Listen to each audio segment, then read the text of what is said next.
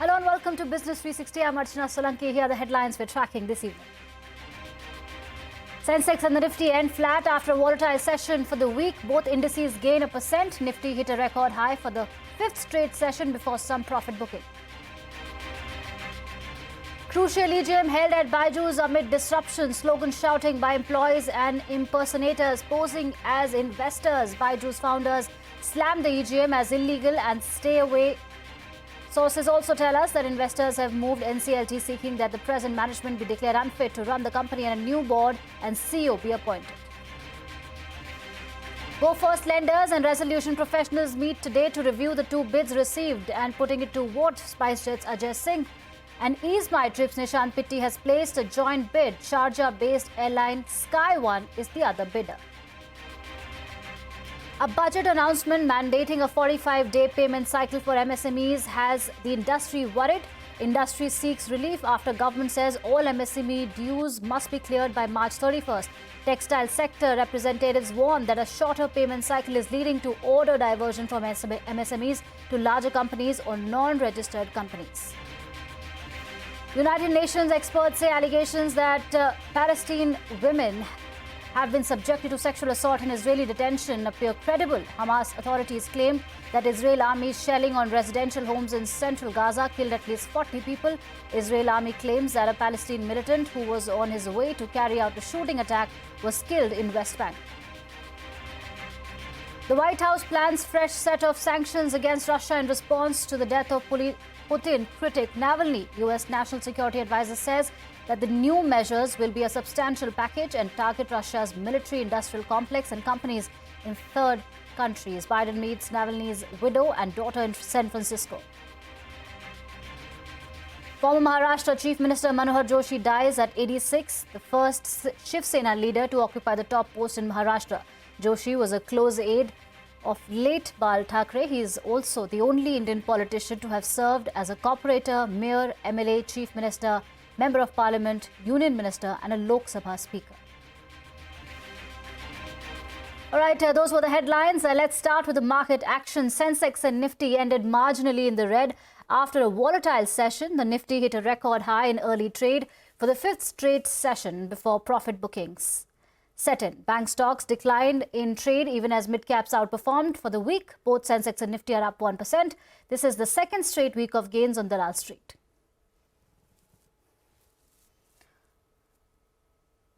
All right, the big story that we're tracking this evening. High drama at the extraordinary general meeting called by a group of investors who own over 30% stake in crisis-hit edtech company Byju's. The investors are seeking to oust CEO Byju Ravindran and the board. Byju Ravindran chose to skip the meeting, calling it illegal.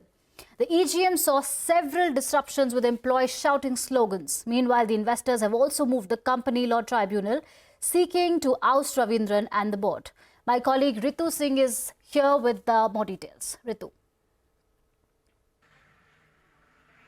Well, extraordinary drama at the extraordinary general meeting at Byju's this morning that ended earlier this afternoon. There was slogan calling by employees. There were impersonators pretending to be investors. A lot of uninvited attendees trying to join in the virtual EGM to disrupt the proceedings. But that aside, all 7 key resolutions that were to be put to vote have been put to vote. The EGM has ended, but we're still awaiting the results.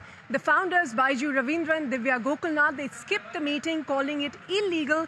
They said the group of shareholders calling for this EGM was in violation of the Articles of Association, the Shareholders Agreement, and the Companies Act. Meanwhile, you also have a group of investors led by Prozis, Speak 15, General Atlantic and others that have moved the Bengaluru bench of the NCLT, seeking to remove Byju Ravindran as the CEO and calling him misfit to lead the company. They also seek to revamp the board as proposed in the EGM and declare the recently concluded $200 million rights issue as invalid. Now, meanwhile, Byju's in its statement to us said that it had not received any such formal notice about this case being filed held in the NCLT.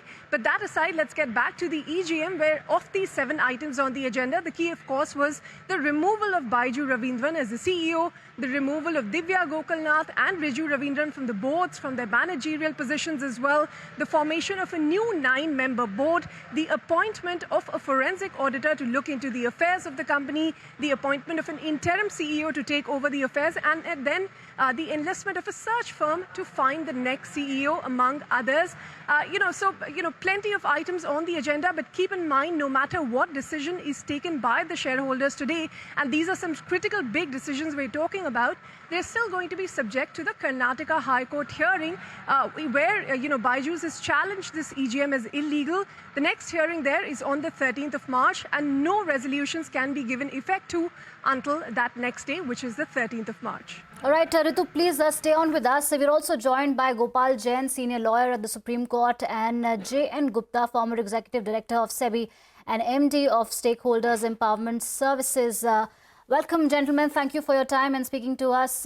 My first question is, and Ritu, my colleague, would also be asking you questions on this very big story that we are tracking. Mr. Jain, what do you make of the chaos that unfolded at the EGM today and Byju founders challenging the validity of this EGM? Look, let's look at this in context. Investors and founders have played an important part in the whole startup ecosystem for which India is known all over the world. Now, if a majority of the investors, totaling 30%, who made significant investments, have chosen to take a decision by calling an EGM, that's a matter of serious concern and an expression of vote of no confidence. Now, there is a forum in which all these issues are deliberated and discussed. So if one has a viewpoint, it can be expressed in this domestic forum, so as to put it. The reason for the chaos is if you stand out and rent a crowd, then there will be needless chaos. I think the best way of addressing such serious charges and violations which have taken place is to be there on the ground and answer it like the captain of a ship. You've got to be there, take charge, and address this issue. Running away does not mean these issues will go away. That's point number one. And second, as you rightly indicated, there are various forums where these issues can be raised. For example, in the NCLT, those are legal remedies which can be taken recourse to by investors and shareholders. And these grievances are then adjudicated in a competent court of law where the matter, as you said, has already landed. So that is the legal part. And third, the very signal and message which comes really shows serious issues of governance, financial mismanagement, and raises a larger issue of the moral right to continue when your major backers, who've always been there for the founders, who've been founder friendly, if they have now chosen to take this step, it must be a grave compulsion and of serious concern. So one must also look at the morality of it, the propriety of it in a situation of this extraordinary kind, especially when India is leading the G20, is seen as a leader in the startup world. We must send very clear signals of good governance and to show that investors' investments and sentiments are held intact. So that is how I would address what you put to me. Mr. Gopal Jain, just taking that forward again, the captain of the ship should have been there to address these concerns, like was just being pointed out. But what recourse do you think the founders now have if a group of shareholders accounting for more than 30% of the shareholding in the company have called for this EGM, and let's say these resolutions are passed? What is the recourse for the founders in this case? No, so in case somebody is aggrieved, then you can move the NCLT as example of there's a pending proceeding in the High Court. You can raise these issues in the competent court where these issues are pending or where you can raise these issues. So legal remedies are always provided under the statute itself.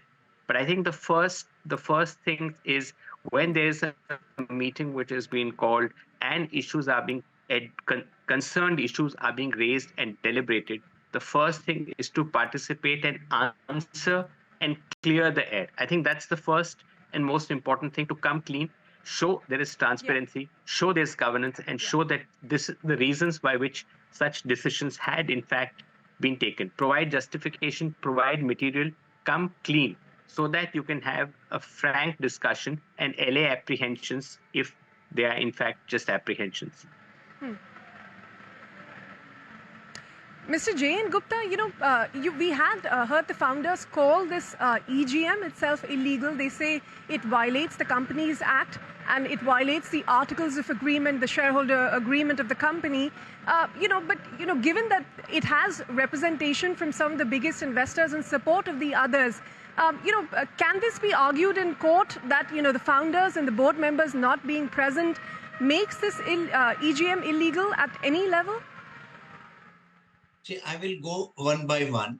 The first is this: in governance, it is not the form, but the substance is important. So we very clearly agree that the governance is a big issue in Byju as on date. So it is the duty of all concerned, whether it is the promoters, founders, directors, or shareholders, to come to a situation where they should deal it together and improve the governance. That is one part. The second part is this: with 30% of the investors calling EGM, at the most you may say that the notice was not proper, something about a comma was missing, full stop was missing. But at the end, they are 30% shareholder, much more than the 10% required, and the matter is already in NCLT. Now, by boycotting the EGM, the founders have lost the chance to present their view. And in the situation where the resolutions are carried and NCLT doesn't find any problem with this thing, then they would have lost this opportunity permanently. But then they will move to High Court and then Supreme Court, and the matter will drag on. So my first issue would be all such matters should be treated by ICU cases by the courts, and justice should be doled out in days, or if not weeks, but certainly not years. That is second point. Third point that I want to make, and that is very important for the startup ecosystem. At SEBI, whenever I am attending some meeting, so there is a general tendency to say that startups or the technical founders are weak in legal matters and governance, so they should have a diluted governance norm, which I find very amusing. For the simple reason, if a doctor finds somebody weak on some vitamins or minerals, they give a supplement. So it is all the more reasons for startups or technical founders should have a enhanced governance norms, so that there is no problem like this. The problem in ecosystem is this: either the failure is there, or if the success is there, success is so fast and so soon that people go haywire from their core business. And in this Byju's case, as you have seen, the valuation has dropped from X to Y, and the difference is between North and South. So I would say one very simple: Yes, sir. governance is important, and governance should not be seen in only the form that the notice is not proper or full stop is missing, but in the substance. And the substance is that today there is a big governance vacuum at Byju. Well, no doubt, Mr. Gupta, governance is of utmost importance. Just a final question to you, sir, before we wrap this up. Do you think, irrespective of the outcome of the EGM, the fact that investors have already moved the NCLT to declare the founder unfit, to change the board, will the action completely shift there? And, that really doesn't matter what happens at the EGM at the end of the day. The question is to me or to Mr. Jain? Mr. Gupta. Yeah, okay. So again, I am saying that the investors have moved into two parallel things. One is they have called EGM, and then they have moved to NCLT for this. And NCLT is free to decide on the application within the framework of the law. But I am saying that either way, it is going to be a loss situation for promoters, because they have backed out at this juncture and they have not participated, calling things illegal where their own conduct has been under question. All right. Thank you so much, Ritu. Mr. Gopal Jain and JN Gupta for that comprehensive update and analysis of this big story that we are tracking on CNBC TV18. It's time for a short break, but coming up next, a budget announcement mandating a 45-day payment cycle for MSMEs has the industry worried. More details when we return.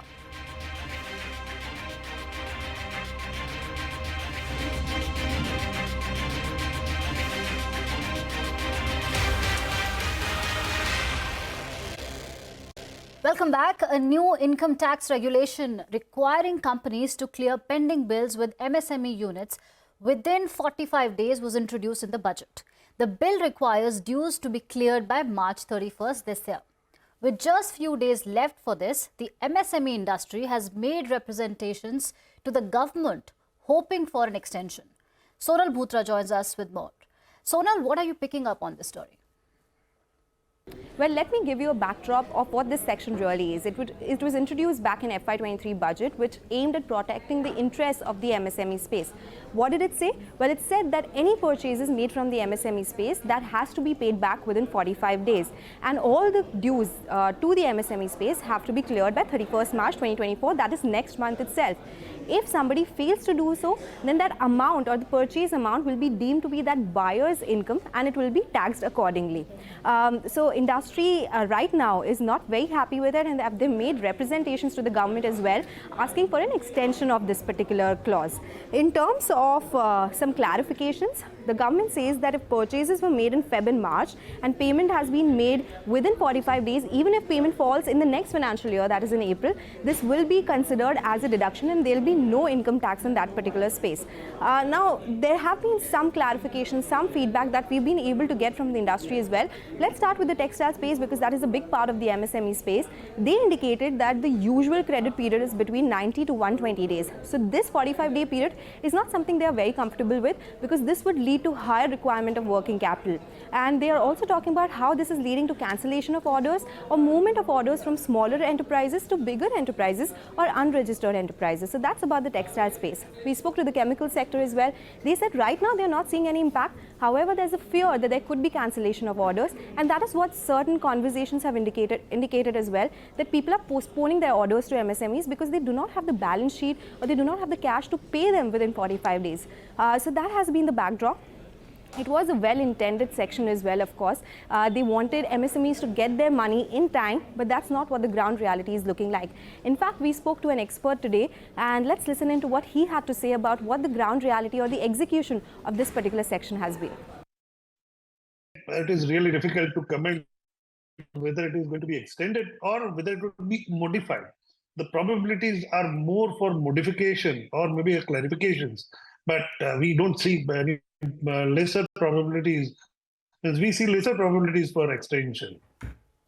All right, before we wrap, the idea that mutual funds have attracted money away from bank deposits because savers are becoming investors is not borne out by facts. Lata Venkatesh has gathered some data on this and is joining us now. Lata, what does the data reveal? Well, this has been a talk among mutual funds for some time, but there was this glorious story that mutual fund kitty is growing by $1 billion or, 1 lakh crore or 2 lakh crores every year. However, look at the data. The MF mutual fund full kitty, that is debt and equity, has grown from 25 trillion in FY20 to 52 trillion today. That is doubled in a matter of 5 years. But what a mutual fund guy pointed out to me is that the Nifty is up exactly 100% over the same period. It was 11,600 odd about 5 years back, and now it is 22,200. So much of the rise has come because share prices have risen. Of course, this is true only of the equity part. The 52 trillion includes 1/2 of debt as well. But the point he makes is that it's not as if we have attracted money from bank deposits.